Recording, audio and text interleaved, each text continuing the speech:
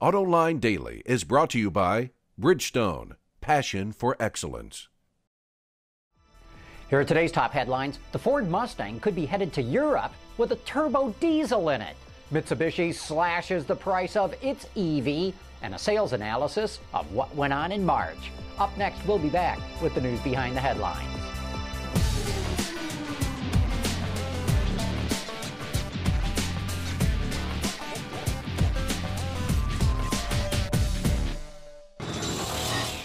This is Autoline Daily for Monday, April 5th, 2010. And now the news. And we sure heard some interesting news on Autoline After Hours last Thursday night. Our guest was Dave Perisic, the chief engineer for the Ford Mustang. He said Ford is looking at exporting the Mustang to Europe and is even considering putting a turbo diesel in it, presumably the 2.7-liter V6 that it sells in Europe, but no word yet on when. We've been reporting for over a year about all the labor problems that SsangYong was having in South Korea. Labor unions occupied the company in a 77-day violent strike last year. But now, the AFP reports, peace has broken out at SsangYong. Many workers have quit the two violent unions that led the strike and have formed a new union called New Hope. Now labor and management are cooperating to find new ways to become more competitive. BMW announced that most of its 2011 lineup will come standard with HD radio in the U.S. The technology helps improve sound quality and is also allowing listeners to listen to special sub-channels which feature unique programming and content. BMW says there's over 2,000 radio stations broadcasting in HD in the U.S., and I gotta tell you, if you have not heard AM radio on HD, you will be amazed at how good it sounds. In response to Nissan announcing the pricing for the Leaf, Mitsubishi says it is slashing the price of the i-MiEV in Japan. According to Wards, the price has dropped from just over $42,000 to right under $30,000, including tax credits. Mitsubishi would like to launch the i-MiEV in the U.S. for a similar price before tax credits when it makes its way here next year.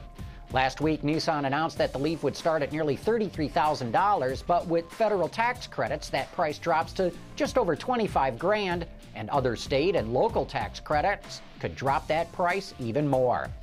In the wake of Toyota's unintended acceleration fiasco, the Detroit News reports that Mazda will add a throttle override system to all of its U.S. models by the end of next year.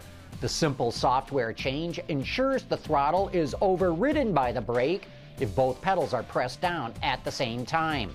Congress and federal regulators are considering mandating this safety feature, which is probably why GM is going to be installing it too. The company will introduce what it's calling an enhanced smart pedal globally by 2012 on all passenger vehicles with automatic transmissions and electronic throttles. And this one just made us laugh. It's a Craigslist posting that we found on Jalopnik. Someone in Missouri is selling a 1986 Yugo Cabrio, but if that's not bad enough, the car features a few distinctive modifications. The Yugoslavian-built drop top has been turned into Moby Dick. According to the post, it features a lever in the cabin that can make the whale's tail move up and down, and it has a pump that can shoot water out of the blowhole. Apparently it runs fine, but needs new tires. If you're interested, you better act fast. It is priced to sell at just $150. Coming up after the break, do you know who the big winner was in last month's car sales in the American market? No, one Toyota. Introducing Bridgestone's third generation of run-flat tires with groundbreaking new Bridgestone technologies. Bridgestone run-flat tires offer improved ride comfort, lower rolling resistance, and improved wear while giving you the peace of mind and comfort you need. Car sales did reasonably well in March in the American market. They were up nearly 20% over a year ago, with total units sold just topping 1 million units. And that translates into an annualized rate of 11.76 million, a whole lot better than it's been lately, but still pretty bad by historical standards. Nissan did the best of all the major manufacturers with a nearly 38% increase in sales. Toyota, benefiting from the most generous discounts the company has ever offered, was up 35.3%, followed extremely closely by Ford, which was up 35.2%. After that comes Honda, then General Motors, and Hyundai Kia with increases. But since their increases were less than the gain in the overall market, they actually lost market share. And Chrysler sales were down nearly 12% for the month. The best-selling trucks were the Ford F-Series pickup, which racked up sales of more than 42,000 vehicles. The Chevy Silverado came in at just under 30,000 units, followed by the Ford Escape, which is selling impressively well, as is the Toyota RAV4. The Ram pickup came in at just under 18,000 sales. On the car side, the Toyota Camry easily outsold everything else in the market, including the Corolla Matrix, which was the second best-selling car line. The Honda Accord sold over 26,000 units, easily beating out the Nissan Altima and Ford Fusion. Remember, all these numbers come from wardsauto.com, which calculates sales on a daily selling basis, which I believe is the most accurate way to determine what's really going on in the market.